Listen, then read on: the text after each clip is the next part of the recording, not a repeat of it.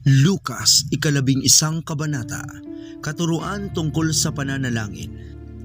Minsan nanalangin si Jesus sa isang lugar.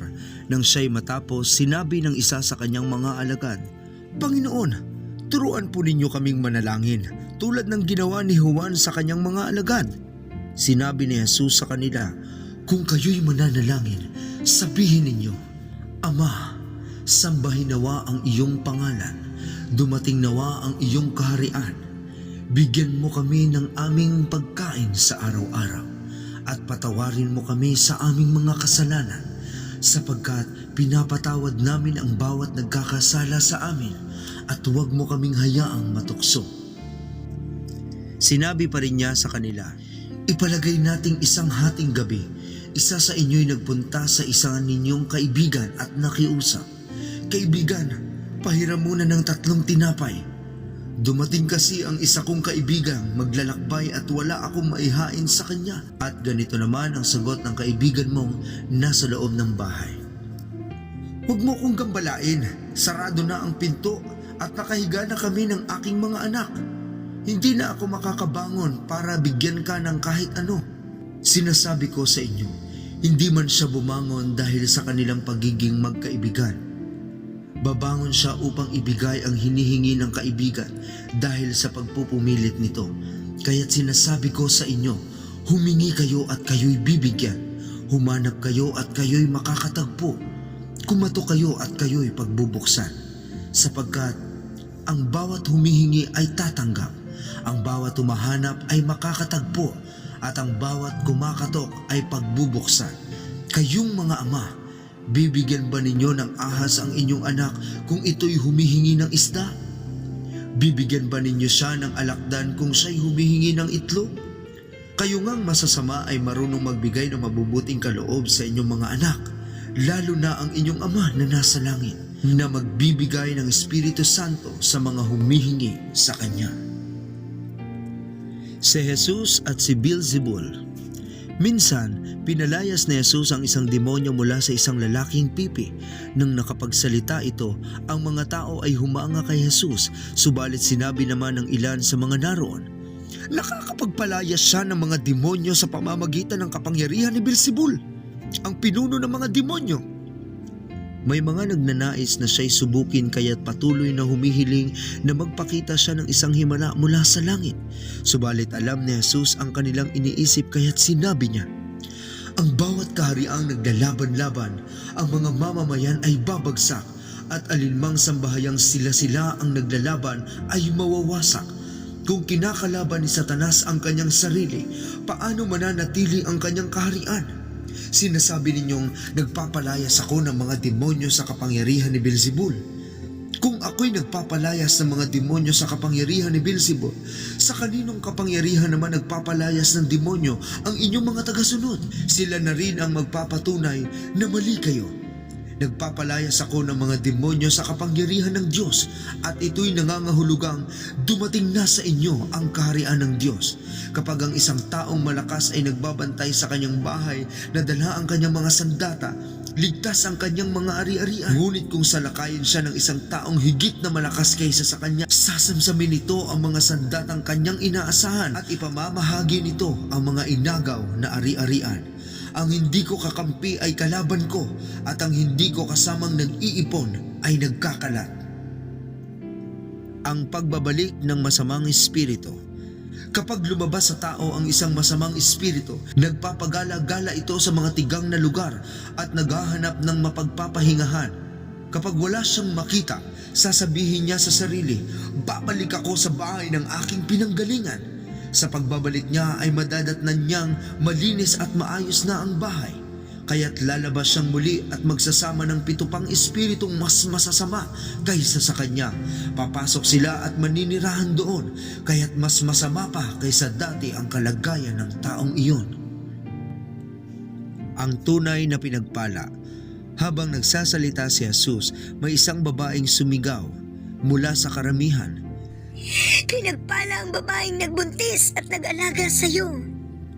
Ngunit sumagot siya, "Higit na pinagpala ang mga nakikinig sa salita ng Diyos at tumutupad nito." Hinanapan si Jesus ng palatandaan.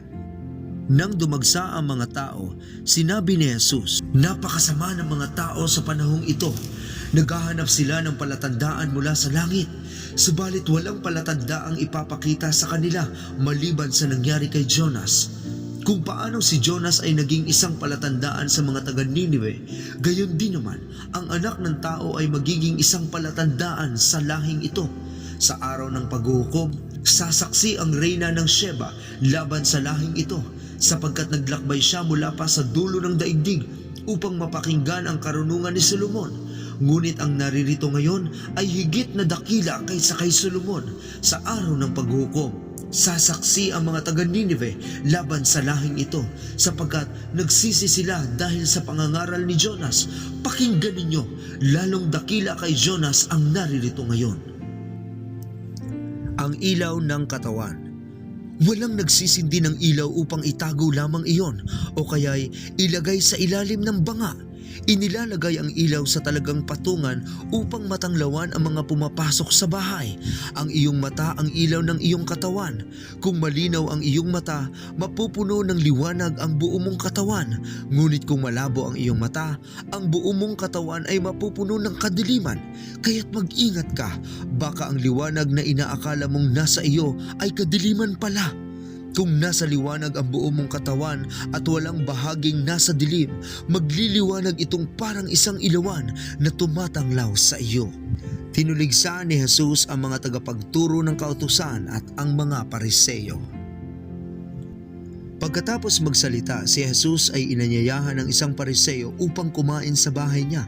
Nagpaunlak si Jesus at dumulog sa hapag. Nagulat ang Pariseo nang makita niyang si Jesus ay hindi muna naghugas ng kamay bago kumain. Sinabi sa kanya ng Panginoon, "Kayong mga Pariseo, hinuhugasan ninyo ang labas ng baso at ng pinggan, ngunit ang loob ninyo'y punong-puno ng kasakiman at kasamaan. Mga hangal! Hindi ba't ang lumikha ng nasa labas ang siya ring lumikha ng nasa loob? Ipamahagi muna ninyo sa mga dukha ang laman ng inyong mga baso at pinggan, at magiging malinis ang lahat ng bagay para sa inyo. Kahabag-habag kayong mga Pariseo, ibinibigay ninyo ang ikasampung bahagi ng hierba buena, ruda at iba pang halamang panimpla sa pagkain. Ngunit kinakaligtaan naman ninyo ang katarungan at ang pag-ibig sa Diyos. Dapat lamang na gawin ninyo ito, ngunit hindi dapat kaligtaan ang mas mahalagang bagay. Kahabag-habag kayong mga Pariseo, mahihilig kayo sa mga upuang pandangal sa mga sinagoga at ibig ninyong pagpugayan kayo sa mga palengke. Kahabag-habag kayo sapagkat para kayong mga libingang walang tanda, kaya't nalalakaran ng mga tao nang hindi nila namamalayan. Sinabi sa kanya ng isa sa mga dalubhasa sa kautusan, "Guro, sa sinabi ninyong iyan, pati kami kinukutya ninyo." Sinagot naman siya ni Jesus, "Kahabag-habag din kayo, mga dalubhasa sa kautusan. Pinagpapasa ninyo ng mabibigat na dalahin ang mga tao, ngunit ni daliri ay ayaw ninyong igalaw upang matulungan sila. Kahabag-habag kayo, ipinagpapatayo pa ninyo ng magagarang libingan ang mga propetang pinatay ng inyong mga ninuno.